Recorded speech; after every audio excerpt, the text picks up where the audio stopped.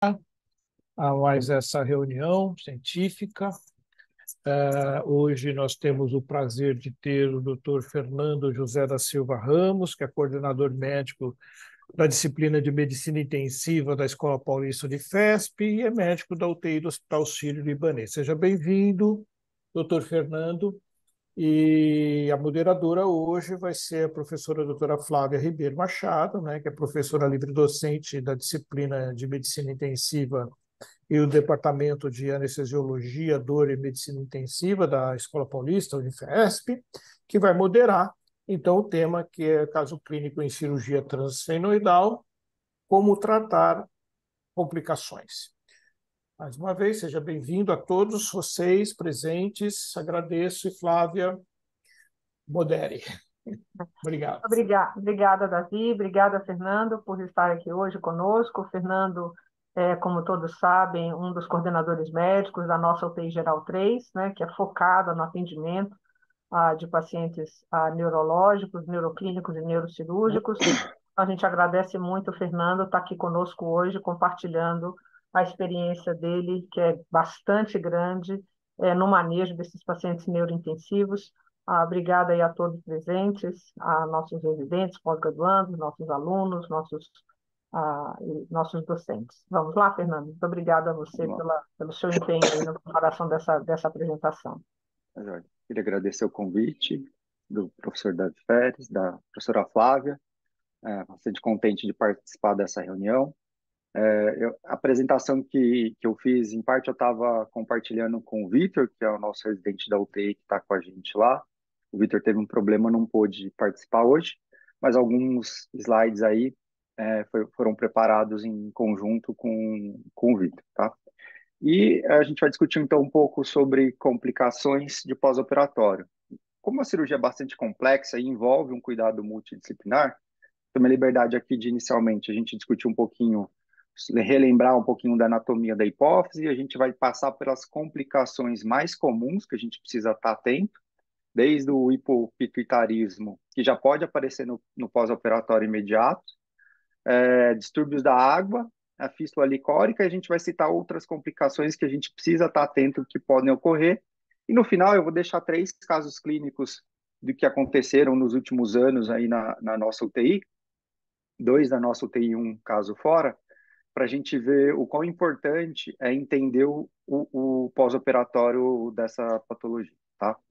Então, só lembrando, a relevância aí da gente discutir um pós-operatório de hipófise é que as neoplasias de hipófise, o crânio-faringioma, eles representam aí 18% dos tumores do sistema nervoso central, tá?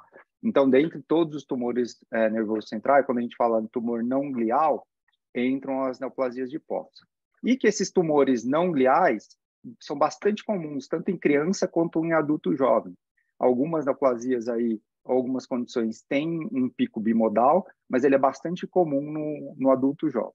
A maior parte vão ser adenomas aí não secretores, daí pelo tamanho a gente vai dividir geralmente em micro ou macroadenoma. O mais comum acaba sendo às vezes o prolactinoma, que o tratamento vai ser conservador, mas você tem outros adenomas aí de hipófise que podem precisar de cirurgia, principalmente como a gente vai ver em relação à anatomia, que às vezes exerce um efeito de massa e que por isso precisa ter uma embordagem. Apesar de ser uma cirurgia complexa, geralmente vai envolver aí o otorrino fazendo um acesso transesfenoidal, mais o neurocirurgião, e geralmente tem um endócrino dando suporte para essa condição, a mortalidade ela costuma ser baixa. A gente vê que taxas de complicações são bastante altas, às vezes geram distúrbios endocrinológicos aí permanentes, mas a taxa de mortalidade costuma ser baixa. A gente fala em torno de menor do que 2%. Tá? Então, só relembrando, a hipófise ela é essa glândula que tem divisão anterior e posterior. A anterior acaba sendo responsável aí pela produção e liberação de estímulo de quase 5 hormônios, aí, o FSH, o ACTH, o TSH, o GH e a prolactina. E a hipófise posterior, ela fica mais responsável aí pela produção de ADH e ocitocina. E ele tem uma comunicação aqui que chama haste hipofisária, que vai se ligar aos núcleos supraóptico e paraventricular que estão no hipotálamo e que fazem comunicação e que também são responsáveis pela produção de hormônios na hipófise. que chama atenção aqui quando a gente olha nesse corte?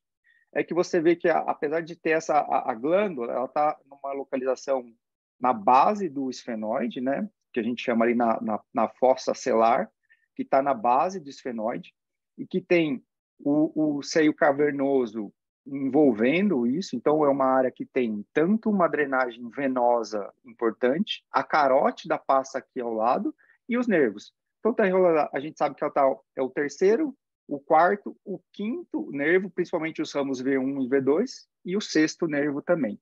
E, além de tudo isso, o quiasma óptico está sobre a hipófise, passa muito próximo.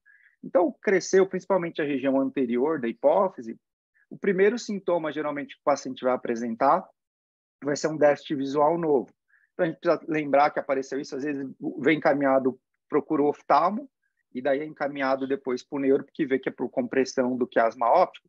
E durante a cirurgia, são várias as possíveis complicações que podem acontecer com esse paciente, desde uma fístula relacionada à abertura do esfenoide e dissecção da dura mater para atingir a glândula, até lesão de nervo, lesão venosa e lesão, inclusive, da carótida. Aqui é um artigo de revisão bastante, comentando exatamente sobre os avanços de cirurgia de hipófise, e aqui só para a gente ver como é que o neurocirurgião começa a ter acesso. Então, o otorrino faz o acesso, e aqui mostra a abertura da dura mater e o tumor que fica exposto. Agora, a gente vê que daí tem uma grande dificuldade pelo, por exemplo, o tamanho do tumor, e aqui a gente vê, por exemplo, na dissecção em cadáver, que você consegue ver a haste da hipófise, a glândula pituitária aqui, e aqui a gente vê, por exemplo, a face posterior tanto do seio venoso aqui, e a gente consegue ver daí a artéria carótida interna e o segmento paraclineoide aqui embaixo na figura D da artéria carótida interna. Então, quer dizer, é uma área muito nobre, com potencial risco e lesão não apenas aí de nervos, mas também tem um sangramento aí de carótida que pode causar alterações importantes e com grande morbidade para o paciente. Quando a gente fala, então, de complicações, né, nós aqui como intensivistas e o anestesista também, a gente depende muito não só da condição do paciente, mas isso é bem evidente na literatura, que a experiência do cirurgião é fundamental para reduzir. E olha que interessante, esse artigo é de 97, mas se a gente pegar a revisão mais recente também, chegam em números que um número ótimo para começar a reduzir complicações são a partir de 200 procedimentos para o neurocirurgião. Então, a gente sabe que esses pacientes precisam estar referenciados para centros que tenham bastante experiência. A gente vê que, por exemplo, lesão de carótida, por exemplo, de 1,4% cai para 0,4% quando você tem um volume de 500 cirurgias na carreira do cirurgião. E o que é mais comum que a gente vê? Lesão anterior, insuficiência adrenal, insuficiência pituitária, a gente vê que sai de 20% quando você tem uma experiência menor que 200 para 7%. E as outras mais comuns, que é o que a gente vê aí, o diabetes insípido, também de 20 para 7,5%. O que acontece? Às vezes o cirurgião ele não consegue fazer uma dissecção ótima. Pode ou sobrar tumor ou tirar um componente aí da glândula que ainda estaria sadio, não tem uma margem adequada de clivagem para derivar. E tudo isso pode promover que a gente tenha maior complicação no pós-operatório. Tá?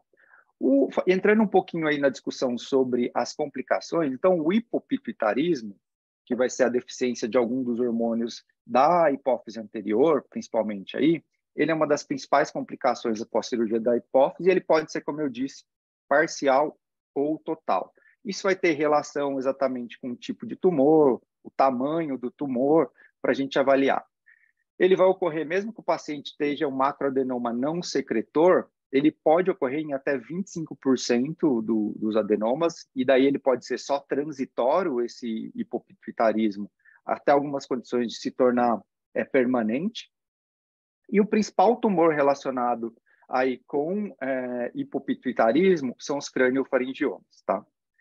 Paciente com doença de Cushing tem um risco maior aí, e a gente vai discutir, que até um critério da doença vai ser depois o paciente desenvolver uma insuficiência adrenal, que a doença entrou em remissão.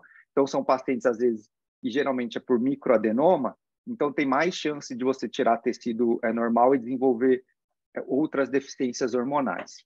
E a avaliação pré-operatória, ela é fundamental, porque a gente já vai perceber se o paciente tem alguma deficiência pré-operatória, e a gente vai ter que fazer esse acompanhamento do paciente no pós-operatório, com dosagem de alguns hormônios, obviamente que não são todos os hormônios, por exemplo, o FSH, a gente não precisa dosar imediatamente, mas dependendo da situação, o T4 livre e o cortisol, a gente já pode precisar dosar no pós-operatório, depois de 12, 24 horas, e manejo de sintomas é fundamental, porque, por exemplo, se ele desenvolve uma insuficiência adrenal grave, pode levar a um colapso circulatório, e o tratamento vai ser a gente restituir dose de corticoide. Então, a gente precisa estar bem atento aos sintomas que o paciente apresenta no pós-operatório. Então, assim, isso é tão importante que mesmo que o paciente tenha o eixo hipofisário com hormônios dosados normais no pré-operatório, alguns centros recomendam que seja dada uma dose de estresse, dependendo da etiologia, por exemplo, principalmente para craniofaringioma, que tem alto risco, de dar uma dose de estresse de glicocorticoide pelo menos as primeiras 24 horas, para você segurar essa condição e evitar que ele tenha, por exemplo, um choque relacionado a uma insuficiência adrenal. E aqui só essa tabela para indicar como é que a gente faz o acompanhamento. Então, obviamente, se o paciente vai começar a desenvolver hipotensão, uma hiponatremia nova, está precisando usar droga vasoativa em doses consideráveis, aí, moderadas, a gente está autorizado a já fazer o uso de hidrocortisona para esse paciente. Se possível, antes, o ideal é que você consiga fazer uma dosagem de cortisol, tá? Para ter o diagnóstico certeiro, e depois você vai tateando, fazendo a diminuição para confirmar se o paciente ficou dependente ou não. O hipotiroidismo, a gente faz o screening pré com TSH e T4 livre, mas no pós-operatório, a gente vai querer medir, principalmente se teve a ressecção, é o T4 livre que vai ser mais fundamental para a gente ver. Não tem indicação de inicialmente repor de forma empírica, você precisa ter o diagnóstico mesmo. E o hipogonadismo, que a gente vai aí avaliar numa fase mais tardia. A deficiência de GH, se o paciente tem uma acromegalia, é um outro tipo de tumor que a gente precisa também estar bem atento, porque só a queda, quando você faz a retirada do tumor por acromegalia, só a queda dos níveis de GH e também de FS1 e IGF-1 podem levar ao quadro de instabilidade hemodinâmica, e nessa situação você também pode repor uma hidrocortisona no pós-operatório, tá bom? E uma outra complicação, e daí a mais comum, a mais prevalente, e que geralmente causa um transtorno aí para a equipe, porque precisa ficar muito atento, são os distúrbios relacionados à água. A gente costuma falar que é um distúrbio do sódio, mas a gente vai entender que, na verdade, é um distúrbio da água, tá? Porque eles vão ocorrer pela lesão hipotalâmica, ele pode ser desde lesão hipotalâmica até a haste hipofisária ou na hipófise posterior, tá? E daí, quando a gente fala em distúrbios da água, a gente tem basicamente três condições que são bastante prevalentes. O diabetes insípidos, a secreção inapropriada do ADH, o SIAD, e mais raro, mas que a gente sempre tem que colocar como diagnóstico diferencial, é a síndrome perdedora de sol. Então, vamos lembrar só um pouquinho, a gente comentou lá no segundo slide sobre a anatomia da hipófise, a gente tem estímulo aí no hipotálamo, tem o núcleo paraventricular e supraóptico que vai se comunicar principalmente aqui com a hipófise posterior, com a neurohipófise, tá? Na haste, esses hormônios, o neurônio passa por aqui também na haste hipofisária. Então, qualquer tipo de lesão aqui de estímulo que a gente vai ter de osmorreceptor e baroreceptor vai estimular essa região hipotalâmica para ter a liberação de ADH para levar à retenção de sódio. A gente vai ver uma outra figura que a gente tem um gráfico bastante interessante, conforme que a curva aqui a gente tem da osmolaridade sérica controlando a liberação de ADH e sendo o principal estímulo aí para a liberação de ADH. É claro que existem outros estímulos aí, trauma cirúrgico, náusea, bradiquinina, a gente sabe que também pode liberar um excesso de ADH e às vezes o doente faz a constrição, mas a gente vê que quando a gente tem a cirurgia de hipófise, acontece o contrário. Inicialmente a gente perde a liberação de ADH e depois a gente tem uma série de fases que vão acontecer. Tá? Então, quando a gente fala o diabetes insípidos, é a situação que a gente vai ver mais comum aí, isso pode atingir entre 25% e 30% dos pacientes. E ele vai ter uma característica muito importante. Primeiro é como fazer o diagnóstico. Se a gente for levar o consenso espanhol de pós-op de hipófise, a gente vai ver que ele teria que ter, no mínimo, um débito maior que 3 litros em 24 horas, uma osmolaridade urinária baixa, associada a um sódio sérico aumentado, e uma densidade urinária menor que 1.005, ou que a gente acaba usando de forma prática em torno de 2,5, 3, uns 300 ml por 2 horas consecutivas, associado a sintoma e com aumento de sódio sérico. Aqui entra já um grande problema, porque às vezes o paciente está no pós-operatório e está com efeito residual de anestesia, ou houve alguma complicação, ele está ainda sedado na UTI, ele não consegue referir está tendo sede, não consegue beber líquido. Então, essa parte neurológica de ter os sintomas associados à hipernatremia, a gente perde essa condição. Então, a gente costuma utilizar o volume de débito urinário, característica da urina, e se houve elevação de sódio sérico. Mas a gente tem que lembrar, principalmente quando a gente vai ver qual o time que ele está abrindo esses sintomas. Então, precisa lembrar se é um diferencial de reposição hivolêmica, que, por exemplo, precisou receber no intraoperatório, e esse paciente está só devolvendo aquilo que ele recebeu. Se tem outra condição associada, por exemplo, hiperglicemia, ou teve uma queda abrupta de GH, num caso de uma acromegalia, que também pode ter um estímulo diurético avançado. Então, a gente tem que pensar em outras causas também de poliúria no pós-operatório, que não sejam só por diabetes insípidos. Tá? Então, aqui que a gente estava conversando, no consenso espanhol do pós-operatório cirurgia de hipófise, um grupo principalmente de Barcelona, que foi responsável por isso, ele coloca aí se você tem sinais e sintomas. Então, a diurese pode ser de 4 a 18 litros por dia. Quando está com 6, 7, 8 litros, ninguém tem muita dúvida que o diagnóstico provável é diabetes insípidos. Mas, de forma prática, ele coloca aí maior que 250 ml por hora por 2 horas consecutivas, ou que seria aí 2,5 ml por quilo hora, que vai estar causando isso aí. Associado, obviamente, a uma hipovolemia, e a gente vai ter uma natremia tendência a aumentar, uma osmolaridade sérica aumentada, com uma osmolaridade menor que 100 ou bem inferior do que seria a plasmática. Tá? Aqui, só lembrando, esse gráfico da esquerda, que seria a relação que a gente tem aí. Então, a condição normal que nós temos no organismo é conforme aumenta a nossa osmolaridade plasmática, seria essa curva D aqui.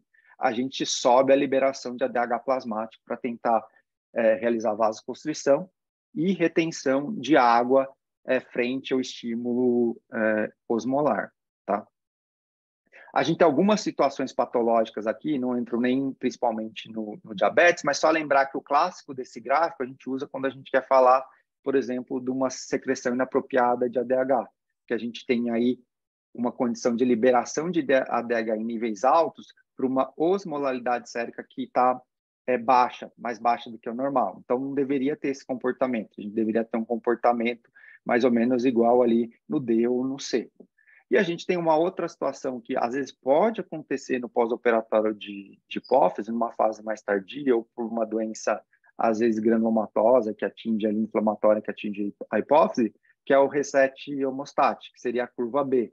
Então, ele já desviou para a esquerda essa curva, e mesmo com uma osmolaridade dentro um pouco menor ao limite ali próximo do que seria o superior, ele já tem uma mais alta de ADH. O que a gente vai ver, então, na situação de diabetes insípidos é o contrário, né? A gente tem uma osmolaridade aqui alta e níveis baixos aqui que não tem a curva, que seria do ADH. Então, só para lembrar, quando a gente fala em diagnóstico de diabetes insípidos no pós-operatório, a gente teria que ter uma diurese alta, uma situação de poliúria no mínimo, e a gente estaria falando de 2,5 ml por quilo hora por 2 horas consecutivas, pelo menos, e precisa ter um diagnóstico associado aí de um aumento de osmolaridade sérica e uma diurese que vai estar, uma urina que vai estar inapropriadamente diluída para aquela situação. Então, vai ter uma densidade baixa de 1.005, talvez seria o mais fácil da gente fazer, mas, se possível, se tiver o laboratório e você avaliar e ver que a osmolaridade urinária está bem baixa, tá? A questão dos sintomas, eu reforço para vocês. Às vezes o paciente vai estar nessa situação ainda no pós-operatório, tem um pouco mais de sonolência, vai ser mais difícil da gente tatear. Então, para um paciente aí que tem aí pelo menos 70 quilos, a gente estaria falando em torno aí de 250, 300 ml aí de diurese em 2 horas, pelo menos, consecutivas. E daí, como que vai acontecer? A gente tem só esse estudo aqui de 2012, também interessante, de uma casuística de 172 doentes, e vindo que a incidência aí de diabetes insípidos no pós-operatório gira em torno de 20%. Quase metade desses pacientes tem um DI transitório, então faz no pós-operatório, persiste um pouquinho e depois volta a recuperar, mas quase aí em torno de 10% desses pacientes ficam com DI persistente. E daí a gente saber para qual tipo de cirurgia está sendo realizada, a gente vê que, por exemplo, principalmente o crâniofaringioma, ele é uma cirurgia que tem maior risco de desenvolvimento de DI no pós-operatório, e também aqui o cisto de rato. Então, que é um cisto que cresce ali na região paracelar ou celar, e que também tem esse risco de dar DI no pós-operatório. Nessa casuística, foram os tumores que mais, as lesões aí mais relacionadas ao desenvolvimento de DI, tá? E quando começa o DI? Isso é interessante porque a gente vê que, assim, geralmente, o paciente chega do centro cirúrgico e já tem essa lesão do trauma cirúrgico ali, e ele já pode imediatamente abrir uma poliúria na UTI nessas primeiras, geralmente a gente vê nas primeiras 12 horas, isso às vezes persiste até 48 horas. E daí o que seria isso aí? Isso aconteceu porque você teve uma lesão em qualquer ponto aqui da cirurgia, seja na haste ou na própria hipófise posterior, e você inibe a liberação inicialmente de ADH. E daí ele vai ter aquele clássico de poliúria hipotônica, polidipsia, desenvolve hipernatremia, faz uma hiperosmolaridade. Só que aqui o grande problema, a gente precisa tomar muito cuidado. Primeiro, excluir diagnóstico diferencial nessa fase, ver se ele não está com uma hiperglicemia associada, se não está só devolvendo, se a gente não está querendo correr atrás demais da diurese desse paciente, o sódio às vezes não subiu. Tentar controlar, ser muito rigoroso no balanço hídrico para ter certeza que aquele balanço está real, adequado, e ser um pouco cauteloso na reposição de hormônio da desmopressina do DDAVP. Por que é importante isso? É um ponto crítico. Porque às vezes nessa angústia do paciente urinou no primeiro dia, no segundo dia, 5, 6 litros, você tende a já, às vezes, em alguns centros, deixar o hormônio de horário, e daí entra o problema, que no volta do 5º ao 8º dia, a gente tem uma regeneração aí de neurônio e tende a ter uma liberação de ADH. E o paciente tem uma grande chance de fazer uma síndrome, num SIAD aí, uma secreção inapropriada de ADH. E daí, se esse paciente está recebendo de forma indevida DDAVP de horário, é muito comum fazer uma hiponatremia severa com grande chance de dano cerebral. Depois que passou isso aí, isso vai durar em torno de 2 a 5 dias, ele geralmente, o que a gente vê, o paciente voltar a abrir um pouco de poliúria, porque já esgotou essa liberação de ADH, o que sobrou. Se o paciente, às vezes, ele vai ficar num DI permanente, se tem uma lesão de haste hipofisária, ou reconectou, ou ele perdeu de vez, desconectou totalmente, ele vai abrir a fase poliúrica dele, e às vezes ele pode ficar dependente aí por um tempo maior, ou às vezes 3 meses demora o tempo para recuperar, mas aqui a gente já começa a tentar controlar e definir qual que vai ser a dose de ADH que esse paciente vai precisar.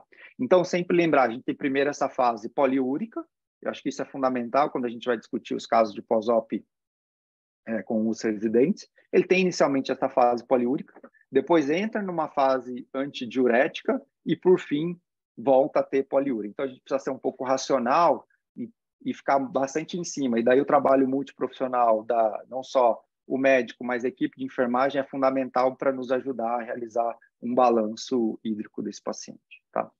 Então, o que a gente vai fazer? Só colocando ali. E como que a gente vai fazer? Então, aqui a gente vai dar, geralmente, desmopressina, ou às vezes até um pouco de algum análogo da vasopressina, dose de meia-vida mais curta, aí, para a gente controlar a diurese. E depois a gente vai, assim, quando vai chegando próximo do 5º para o 7º dia, pode acontecer essa fase antidiurética e a gente precisa tomar muito cuidado, se possível deixar o paciente só com DDVP de demanda nessa fase, para você ter segurança que se o sódio cair, você não vai fazer uma intoxicação adicional de água nele. E por último, a gente daí vai definir se vai usar um DDVP nasal ou oral, qual vai ser o melhor para o controle desse paciente.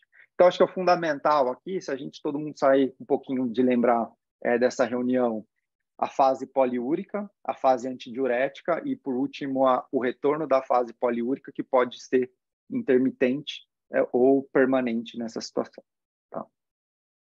No pós-operatório de doença de Cushing, a gente tem uma condição específica aí, que geralmente a cirurgia transesfenoidal é a primeira linha para a maioria dos pacientes.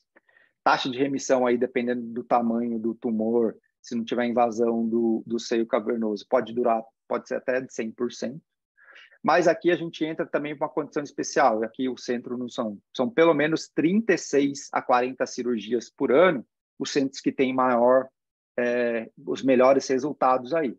Então, você precisa ver, tanto para a cirurgia comum de micro ou macroadenoma, a gente viu lá o risco de complicação diminui com a experiência, a expertise do cirurgião, mas para cirurgias mais complexas, por exemplo, Cushing, a gente está falando de cirurgião que precisa ter pelo menos 2 a 3 por mês, por ano, para ser um cirurgião com melhores resultados em pacientes com Cushing.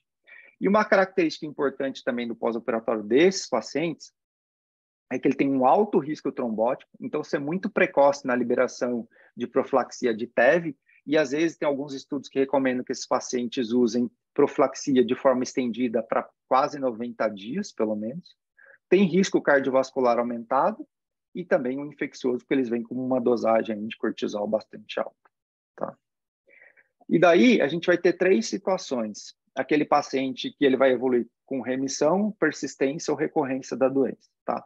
Então, você retirou, se for um microadenoma, conseguiu fazer uma excisão completa, vai ter uma queda abrupta no nível de ACTH, ele vai desenvolver insuficiência adrenal, então a gente vai ter que já deixar o corticoide logo no pós-operatório, inicialmente com uma dose de estresse, e depois vai titulando para a transição para via oral, e esse paciente, ao longo do tempo, pode recuperar o eixo hipofisário dele e vai estar curado, e às vezes vai precisar tomar só uma dose mais baixa de corticoide. Você tem aquela remissão parcial, que inicialmente você tem uma ressecção incompleta, cai o ACTH, faz uma insuficiência adrenal, mas depois ele volta até aumento de ACTH e vai fazer hipercortisolismo, que é o Cushing recorrente, e você tem aquele persistente, que não teve uma ressecção ótima, seja por critério anatômico ali ou dificuldade técnica, e o paciente não está curado, ele vai ter que inicialmente buscar outra terapia. Tá? A insuficiência adrenal vai ser o sintoma mais precoce de remissão da doença, tá? E daí a gente tende a usar corticoide para a doença de Cushing, repor o corticoide inicial de rotina, deixa para as primeiras 12 horas, a gente vai ter um nadir aí, às vezes, de cortisol do paciente das 24, 48 horas, mas o que a gente quer é já fazer uma dosagem precoce para ver se está caindo mesmo o cortisol desse doença. E valores de cortisol sérico menor que 5 microgramas apresentam alta probabilidade que o doente tenha entrado em remissão, tá? Então, a gente, às vezes, espera, depende do trabalho em conjunto com o endócrino aí, mas a tendência é sempre, após essas 24 horas, já deixar uma dose de estresse de corticoide para esses pacientes. Essa semana teve uma na UTI, que inclusive teve alta hoje, e já estava com prednisona 20 miligramas aí. Ela foi tranquila, estava aguardando o resultado do cortisol para ser liberado, mas o pós-operatório em si foi bem tranquilo.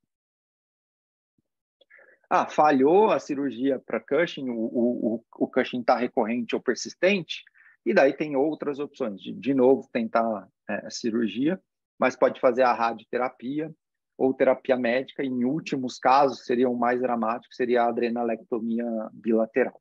Tá? Fístula licórica. Fístula licórica é uma das complicações que a gente também tem bastante receio que possa acontecer, e ela vai, a gente viu naquela casuística de Chicago, de 172 casos, pode chegar até 20% aí, às vezes alguns estudos em até 40%, mas em média a gente tem 3 a 4% aí cirurgia transfenoidal. E daí, mais uma vez, a expertise do cirurgião é importante para reduzir a ocorrência de fístula licórica.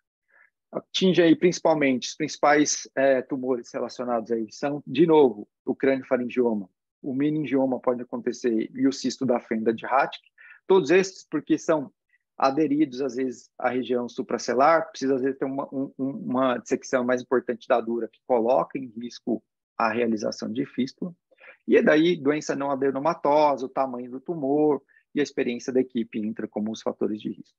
Só lembrando que quando abre a dura e vai fazer o fechamento aí dessa fístula, você pode usar pedículo desde gordura do abdômen até algum pedículo muscular, e até material de hemostasia para tentar evitar que a fístula seja persistente, tá? No pós-operatório, dependendo de como for, o paciente costuma vir para a UTI por um tampão nasal, que às vezes dificulta a identificação precoce de fístula licórica, mas a gente precisa ficar sempre atento, porque além dele poder desenvolver um quadro clínico aí de hipotensão licórica, fazer pneumoencéfalo, o grande medo que nós temos é o desenvolvimento de meningite, tá? Então, o que a gente vai ter? Vai ter uma rinorreia geralmente unilateral, o paciente queixa às vezes de uma secreção com gosto metálico, um pouquinho salgado, tá? Tem risco de desenvolver meningite, então a gente precisa ficar atento se o paciente começa a ter febre, no pós-operatório, dor de cabeça, confusão mental, entra no diagnóstico diferencial aí. Para avaliar a fístula licórica e tentar fazer o diagnóstico se é uma rinorreia simples ou o líquor, a gente pode fazer a dosagem, pegar, por exemplo, uma paleta de Destro e ver a glicose, porque no líquor a gente sabe que tem uma dosagem de glicose aí que é um pouco menor do que a sérica, então para tentar ver isso. Mas o padrão ouro seria a gente fazer a dosagem de beta-2 transferrina pelo líquor, tá? E a tomo de crânio pode nos ajudar se a gente tiver, por exemplo, um pneumoencéfalo muito grande e tem ar de algum local entrando nessa situação aí. Tá? Você pode ter, inicialmente, se for uma fístula de muito baixo débito, tentar um tratamento conservador, cabeceira de 15 a 30 graus, laxativos para evitar que o paciente faça qualquer tipo de esforço que pode aumentar temporariamente a pressão intracraniana e aumentar a drenagem licórica.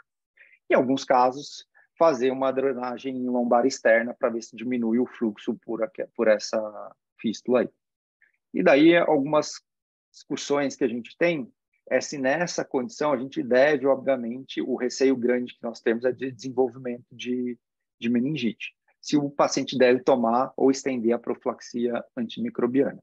Acaba que, às vezes, como é muito uma complicação, a gente tende a deixar um pouco de antibiótico se o paciente estender o antimicrobiano com risco de meningite, mas se a gente for ver na literatura, não tem um consenso específico que a gente deve deixar antibiótico para esses doentes, tá? Mas o mais temido aí que a gente tem é o desenvolvimento da meningite. E, se possível, e a fístula, obviamente, se for de um fluxo alto, o tratamento precisa ser cirúrgico para correção dessa fístula. E, às vezes, colocar um outro retalho, ou gordura, ou mesmo material de hemostasia para poder fazer. E, às vezes, combina. Tanto faz um novo retalho, quanto uma derivação lombar externa para ver se resolve a fístula aí, tá? Se existe o risco, por exemplo, tem alguns estudos, inclusive tem meta-análise comparando se a gente se teria benefício de deixar uma drenagem lombar externa para esses pacientes que têm alto risco de desenvolvimento de fístula, mas não tem nenhuma evidência que você fazer profilaticamente uma drenagem lombar externa para tentar diminuir a fístula estaria relacionado com menor incidência de fístula licórica. Tá? Outras complicações possíveis que nós temos aí, e também gera aí, dependendo do tipo de tumor, experiência de cirurgião e a localização aí. É lesão da artéria carótida interna, que a gente viu ali no seio cavernoso, a carótida passa por lá, então, dependendo do tumor, tem um risco de ter uma lesão, e daí o risco de ter lesão e ter uma isquemia importante aí, bastante preocupante, mas a incidência a gente viu que é em torno de 1% no máximo, aí tem relação com a experiência do cirurgião. Lesão do nervo óptico e cegueira, isso pode acontecer pela localização da hipófise e muito próximo ali ao quiasma óptico. Geralmente os pacientes já têm um déficit visual prévio à cirurgia e geralmente é isso que demanda a procura médica. A gente vai ver 2 casos aí que a queixa inicial era alteração visual e dependendo do tempo que for operar, pode ser que o paciente, inclusive, já tenha perdido a visão, mas isso também pode acontecer tanto por lesão direta quanto por isquemia durante a cirurgia. Epistaxe pode acontecer e é relativamente comum, mas dificilmente tem grandes complicações para os pacientes e às vezes do tratamento, mas desde reavaliação da equipe de otorrino que fez a abordagem transesfenoidal, troca de tampão e uso de vasos constritores locais. Raramente chega ao ponto de precisar, por exemplo, de uma intervenção, uma radiointervenção para embolização de alguma artéria. E o tromboembolismo pulmonar, nem todas as cirurgias são relacionadas com neoplasia, às vezes são massas e de forma benigna, mas especialmente para a doença de Cushing, a gente precisa tomar muito cuidado e fazer a profilaxia farmacológica o mais breve possível. Tá? Agora eu vou apresentar 3 casos aqui, depois a gente abre para discussão. Esse primeiro caso é um senhor de 66 anos, aposentado, que evoluiu com hemianopsia bitemporal, com evolução de praticamente 6 meses aí, e tinha um macroadenoma, que inicialmente pelas dosagens hormonais era não secretor, mas que tinha já a compressão do quiasma óptico, aí a gente vê o tamanho do tumor dele. E tinha um aspecto pela ressonância que sugeria um corticotrofinoma silencioso aí, tá? Esse paciente foi então operado por via transesfenoidal, só chama a atenção que tinha já um pneumoencéfalo parietal aí, veio estubado para UTI no pós-operatório, não precisou de droga vasoativa, recebeu a rotina habitual do nosso pós-operatório, controle de diurese, sódio, inicialmente ficou em jejum, que tinha essa sonda de Foley, tampão nasal, e ceftriaxone, esse paciente já estava internado, foi mantido como profilaxia antimicrobiana, tá? Em torno do D3 de internação, esse paciente já estava com sódio ainda de 138, nenhum distúrbio metabólico que chamasse muita atenção, mas estava desenvolvendo um quadro de confusão mental, tinha um CAN-ICU positivo, teve uma epistaxe que precisou ser revista, a troca aí do curativo, e foi mantido, então, um antibiótico porque persistia com um tampão nasal e tinha essa preocupação de desenvolvimento de infecção, tá? E daí no D5, teve uma piora importante da confusão mental, o que era até então, passou a ter, mesmo com tampão, um aspecto de uma rinorreia bastante clara, e daí tinha aquela dúvida, né? Não, é só um delírio, não é, não tem dúvida, tem rinorreia, e está com uma piora de confusão mental, já está no 5º PO, não tem que discutir, precisa ter um exame de imagem. E nesse exame de imagem, olha o pneumoencéfalo que esse paciente fez, o pneumoventrículo é importante, decorrente de uma fístula de alto débito que ele veio a desenvolver. Esse paciente não teve nem muita discussão, foi para a cirurgia no mesmo dia, o líquor estava de um aspecto normal, sem infeccioso, corrigiu a fístula, ficou com um tampão, teve alta da UTI depois de 72 horas aí, e teve uma recuperação boa, está fazendo segmento no ambulatório. O segundo caso é uma paciente de 65 anos que era do lar, tinha queixa de cefaleia e uma perda visual progressiva há mais de 6 meses, e o diagnóstico, avaliando aí a ressonância que foi realizada, era de um crâniofaringioma.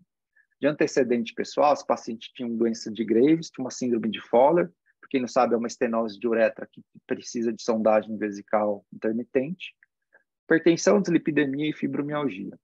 Essa paciente foi admitida para a gente 2 vezes. Primeiro, ela foi tentada uma cirurgia transesfenoidal, foi realizado inicialmente o acesso transesfenoidal, mas teve um sangramento venoso importante e pelo tamanho da lesão foi optado daí por suspender o procedimento. Ela foi para UTI no pós-operatório ainda entubada, mas com risco aí, tinha uma via aérea relatada como difícil, mas conseguiu, no pós-operatório não teve outras grandes complicações, E daí você vê, ela tinha tido pela via transfuncional um sangramento importante, a programação foi de uma cirurgia aberta aí para ressecar o tumor.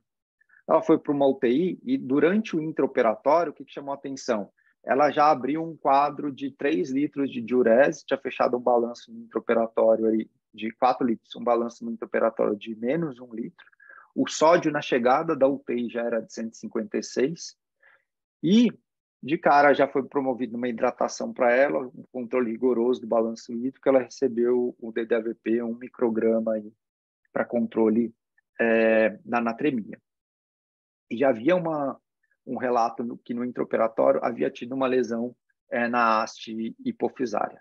Logo que ela acordou e estava já na UTI, ela tinha relato de amaurose praticamente completa, a direita completa, a esquerda só estava enxergando no vulto. Tinha feito tomo, não tinha nenhuma outra conduta neurocirúrgica nesse momento. E daí essa paciente teve um controle de sódio bastante interessante aí.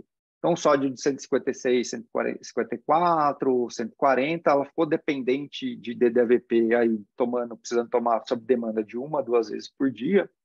E do 5º para o 6º dia, o sódio tinha ficado ali em 140, a gente vai ver um gráfico depois, uma diurese um pouco menor, ela chegou no D6 a não receber DDAVP, mas mesmo assim ela havia desenvolvido aí, tinha retraído um pouco a diurese, no D7 bastante sonolenta e desenvolveu um sódio de 128. Precisou daí voltar, inclusive, a ficar mais sonolenta, achou que pudesse ter sido pela variação grande de sódio que ela teve nas 24 horas aí, mesmo não tendo recebido o DDAVP, precisou, inclusive, entrar com um pouco de solução a 3% para levar o sódio por 136. E, em paralelo a isso, essa paciente também tinha outros motivos para ter essa hiponatremia. Ela precisava estar repondo agora levotiroxina, e a gente, por conta de instabilidade hemodinâmica, que não justificava só por inatremia, ela fez também uma insuficiência adrenal e vinha precisando receber corticosteroides. Então, essa paciente fez mesmo um panhipopituitarismo aí, mas ela fez o clássico, como a gente vai ver, daquele padrão bimodal. Então, ela abre nos primeiros dias a poliúria, retrai, faz uma fase antidiurética e depois volta a abrir poliúria. E nos dias seguintes, essa paciente, a gente vê aí o sódio dela depois 136, 134, nos outros 2 dias voltou a subir, bateu inclusive aqui a quase 150, ela precisando tomar de 1 a 2 dosagens aí de sódio, ela ficou na UTI por mais do que 30 dias até a gente acertar a dose do DDAVP, porque ela era bastante sensível e tinha outros arranjos metabólicos aí, tanto de tireoide quanto de cortisol que a gente precisava fazer. E é óbvio que não era só o UTI que vinha conduzindo esse caso. A endócrino estava passando visita ali quase que diariamente para a gente discutir e tentar ajustar os níveis de hormônio de DDAVP nela. Essa paciente, por curiosidade, ficou com um DI permanente, ficou com uma amaurose total à direita e parcial à esquerda, foi de alta no final usando o DDAVP 2 vezes por dia, com o uso de levotiroxina 150 microgramas, já está numa fase de desmame de pré de 5 miligramas, a alta da UTI foi após 34 dias e está em segmento ambulatorial. Em último caso, é uma paciente aí de 48 anos do sexo feminino que tinha um meningioma recidivado, que tinha uma grande compressão de hipófise aí. Essa paciente no primeiro pós-operatório precisou um pouco de droga vasoativa, abriu uma poliúria de 5,5, vinha em uso também de DDAVP intermitente para controle do sódio nessa situação. E daí essa paciente já estava em recuperação, já estava numa fase aí, era mais o controle de sódio que a gente estava fazendo para ela, mas você vê que ela tem uma ressonância aqui do terceiro pós-operatório, tem um pouquinho de edema ali, mas assim, uma ressonância que não chama muita atenção, a paciente estava vindo bem, um sódio de 142 nesse dia. E daí a mesma intercorrência, só que de uma forma um pouco diferente. O que aconteceu com essa paciente? Essa paciente continuava a ter uma poliúria, só que o que aconteceu com ela? Ela teve uma poliúria que não foi esperado o DDAVP. Esse caso não é daqui da escola, mas só para a gente ver um outro caso interessante. Continuou desenvolvendo uma poliúria e com sódio de 126 aí nessa situação. Essa paciente entrou em um estado de mal convulsivo, fez esse baita edema cerebral aí que a gente vê, precisou ser tratada de forma agressiva o controle de sódio dessa paciente, chegou a precisar ser entubada, tudo isso. E com 72 horas depois, a gente já vê um sódio que tinha ido para 146 e voltou a abrir o sódio. O que essa paciente fez? Ela fez um quadro um pouco diferente, que é mais raro. Ela abriu uma síndrome cerebral perdedora de sódio. Então, essa paciente, o que vai diferenciar do CIAD é aquele estado de hipovolemia e uma incapacidade de reter sódio e reter líquido também. Às vezes acontece síndrome perdedora no paciente com HSA, mas ele também é mais raro, mas ele pode acontecer também no paciente com cirurgia de hipófise. Aqui foi só um caso que a gente tem, que foi relatado aí, mas que foi bem semelhante com esse caso dessa paciente. Ela não abriu o quadro de antidiurese parecido igual ao paciente que apresentei aqui, o caso 2. Essa paciente, ela mantinha-se poliúria e com hiponatremia associada. Então, nesse caso, era mais fazer reposição volêmica, com soro fisiológico mesmo, para tentar controlar isso. E, às vezes, um pouquinho de corticoide ou florinef ajuda a controlar isso aí também. Acho que, basicamente, era isso aí. Só concluindo, então, o manejo das complicações envolve um time multiprofissional, desde neurocirurgião, intensivista, otorrino, endocrinologista, como que o anestesista conduz no intraoperatório e passa para a gente se o paciente já começou a abrir o DI de forma mais precoce. Algumas complicações podem ser permanentes e a atenção principal que a gente precisa ter são relacionadas a distúrbios da água e o risco de fístula licórica. Basicamente era isso, professor. Então, super obrigada, Fernando. Excelente apresentação, né? Super detalhada. Queria pedir a todos que tiverem questões a fazer, que coloquem aqui no chat para nós, nossos residentes, comentários aí sobre o caso. Fernando, eu queria só comentar os desafios que né, ter esse paciente de pós-operatório conosco e principalmente para os nossos residentes, os nossos alunos, a confusão que é quando você tem o paciente que chega, né, e como você vai fazer o diagnóstico, porque eu acho, vê se você concorda comigo, que quando você tem um diagnóstico, quando o intraoperatório está liso, o doente vem bem, aí é mais fácil a gente identificar esses distúrbios. Mas quando o doente já vem não bem, ou seja, já vem hipotenso, já vem chocado, como que faz, né? Porque aí a dosagem desses hormônios e tudo isso confunde um pouco a gente, né, Fernando? Então, eu queria ver você comentar um pouquinho, não sobre aquele caso dicotômico, Fernando, né, que é mais fácil, ao doente liso, que veio redondo, está estubadinho, ele começa a fazer o DI, ou ele fica um pouco hipotenso, mas o caso que é o desafio para nós, que confunde com infecção no pós-operatório, que confunde, por exemplo, e talvez falar um pouco também com a confusão habitual que a gente vai ter no diagnóstico. Você mencionou brevemente, mas talvez te dê a oportunidade de falar um pouco mais sobre o diagnóstico diferencial com síndrome perdedora de sódio, que eu acho que confunde bastante os residentes também. Então, se você quisesse fazer um comentário sobre os casos confusos. Uhum. Então, acho que o principal desafio que a gente tem, Flávia, e daí entra, e tanto que você está na suspeição clínica, e o paciente às vezes foi um pós-operatório mais conturbado, um sangramento mais, ou às vezes uma diarreia que deu muito trabalho, tem risco, volta para a UTI, a preocupação grande que a gente tem é o do diagnóstico da insuficiência adrenal, que pode levar ao colapso circulatório. Então, tanto que pela literatura, a gente até está autorizado a deixar uma dose de corticoide de estresse e depois, em conjunto com a endócrina, a gente vê de substituir a hidrocortisona por Dexa para poder fazer o teste, para ver o que vai ficar, ou fazer o teste específico com estímulo depois de ACTH. Então, na dúvida, se acha que pode ter um componente adicional, não só de deficiência de ADH, mas de insuficiência adrenal, você trata, porque isso pode acontecer, e daí depois você parte para o desmame para utilizar. Até porque o choque no pós-operatório, a gente, de forma não relacionada só com transesfenoidal, às vezes, dependendo dessa situação, que é difícil às vezes a gente definir se é só um quadro de complicação infecciosa ou não, às vezes a gente tende a abrir um pouquinho vamos tratar como se fosse um choque séptico aí e dar um pouco de corticoide.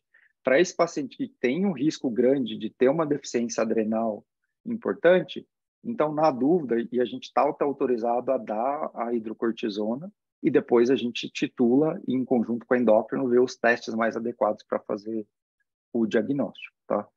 Tireoide.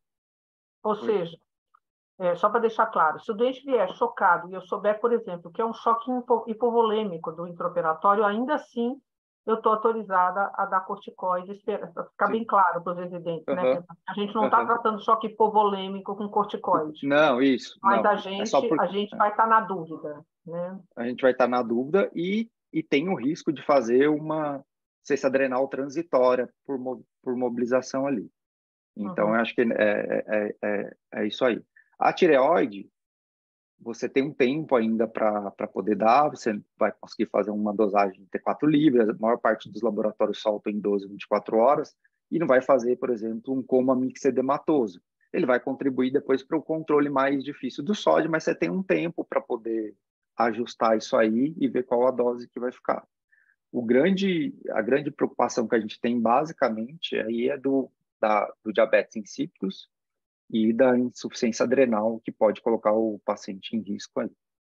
E voltando à pergunta do diabetes insípidos, Fernando, que eu acho que confunde, é aquilo que você falou, né? Quer dizer, o doente está 300 ml de diurese em 2 horas na UTI. E você falou muito bem na sua aula, né, que a gente tem que fazer o diagnóstico diferencial disso com o aporte excessivo do intraoperatório, ou seja, balanço positivo do intraoperatório, o dente está só se ajustando, a gente tem que olhar a hiperglicemia. Isso eu acho que ficou bem claro na sua aula.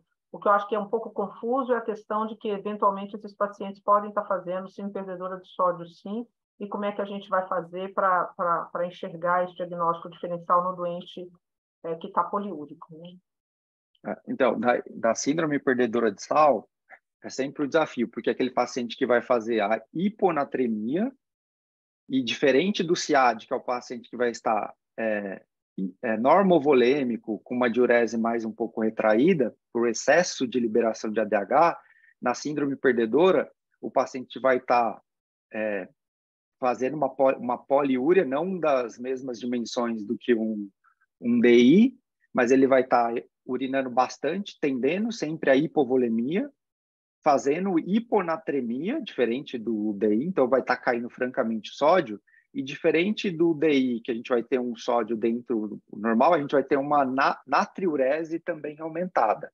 E daí você fala assim, a grande dificuldade que a gente tem quando está em fazer um diagnóstico de DI é que a gente não tem valores de sódio urinário que vão ser favoráveis para a gente. Que o paciente pode estar vindo assim, recebendo água, sódio, de repente o sódio caiu, você precisou fazer uma hipertônica, você deu mais sódio para ele, ele também vai estar devolvendo isso aí. Então, não tem critério urinário para a gente fechar, Flávio. Esse paciente está fazendo síndrome perdedora. Você vai ser mais essa tríade, hipovolemia com hiponatremia, e ele vai ter uma natriurese, mas você não vai ter um padrão assim. Você vai ter, o ideal que seria que você tivesse várias dosagens de sódio urinário para você ver que nitidamente o sódio está caindo. E diferente, o que vai ser marcante, discrepante do DI é que um você vai ter hipernatremia e o outro você vai ter hiponatremia. Né? Perfeito. Perguntas, pessoal? Eu tenho um outro comentário da sua aula que eu achei muito interessante, Fernando, e eu fiquei com a conexão meio instável aí no finalzinho, lá pelo seu segundo ou terceiro caso. Então, não sei se você chegou a comentar isso, eu escutei a palavra dreno, então eu posso ter me confundido aqui um pouquinho, tá? Mas eu acho muito interessante que você falou sobre a complicação de fístula, né? E eu não sei se a gente... E você falou da incidência variável que a gente tem de fístula aqui, né? E você até comentou ali na aula que pode variar bastante, de 3%, tem relato até de 40% de fístula. Então, eu não sei, eu tenho a sensação de que a gente vê bastante casos de fístula aqui, né? Eu acho que tem 2 componentes, um com certeza tem a ver com os nossos pacientes, né? Nosso hospital opera pacientes complexos, né? E, portanto, de técnica cirúrgica muito difícil. E a gente tem que também sempre levar em consideração que nós somos um hospital-escola, né? E isso influencia, né? E nós somos um hospital-escola, nos orgulhamos de ser um hospital-escola, né? E, portanto, a gente, eventualmente, tem que ter atenção também às questões técnicas que são inerentes a ser um hospital-escola, né? Mas a gente vê a fístula, não sei se a gente vê muito ou pouco, como você falou, a incidência da literatura é bem díspare, né? Difícil de dizer se a gente está dentro do esperado ou não. Mas você falou alguma coisa sobre dreno lombar profilático, essa parte eu perdi um pouquinho, então eu não sei, eu acho que é uma questão importante da gente falar. Quer dizer, o doente deve sair com dreno lombar profilático, dreno lombar é uma tentativa terapêutica ok, a gente deveria só funcionar dentro das nossas UTIs, onde a gente tem tanta complicação infecciosa pelas mesmas razões, né? Por sermos a UTI que somos, com sapos lá nas alturas, nossa incidência de infecção, eu fico sempre na dúvida, Fernando, desse papel do dreno lombar, né? E do risco que vem junto com o dreno lombar. Uhum. O que é a tua Então, opinião disso aí? eu acho que é só uma terapia. Se tem a fístula e for de muito baixo grau, e daí vai depender se ele tem repercussão de pneumoventrículo, pneumoencéfalo, é só uma tentativa e temporária para diminuir a drenagem licórica, tá? O que eu falei que tem alguns trabalhos, inclusive tinha até uma meta-análise, eu não coloquei, que mostrou que você usar drenagem profilática, porque às vezes o cirurgião já identifica que tem fístula no intraop e reforça o assoalho, tudo isso. E daí tem, às vezes, raramente, quando é uma fístula que ele acha que tem alto risco de poder fazer, ele pode deixar drenagem lombar externa. Agora, profilaticamente, você deixar o dreno lombar não tem nenhuma indicação na literatura. Não tem indicação na literatura. E da mesma forma, acho que até alguém mandou aí, a acetazolamida não dá para usar só como tratamento, seria só um adjuvante para uma fístula de muito baixo grau.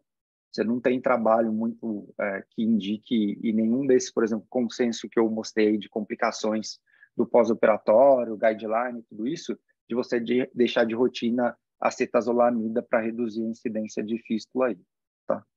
Fístula, quanto mais, o ideal é que, é claro que um segundo procedimento cirúrgico leva a um risco de complicação, comorbidade, mas o ideal é que você feche porque você tem um risco de infecção, né? E a meningite que é o que grande complicação aí. Uhum. Perfeito. Perfeito, Fernando. Davi, tem algum comentário, alguma coisa da anestesia que você queira falar? Dentro dessas cirurgias que vão para a correção, né, um detalhe que o anestesiologista tem que se atentar é, durante a intubação, não ventilar com a máscara facial antes da intubação. Tem que só pré-oxigenar e partir direto para a intubação, sem pré-ventilar com pressão positiva, porque vai abrir essa fístula, vai piorar o pneumoperitônio e vai levar mais contaminação para a meninge, né? Então, um detalhe que quando esses pacientes chegam no centro cirúrgico pré-reop, é pré-oxigenar com ventilação espontânea e partir já induzir e partir direto para a intubação, sem ventilar com ambu. Perfeito. Tá ótimo. Muito bom.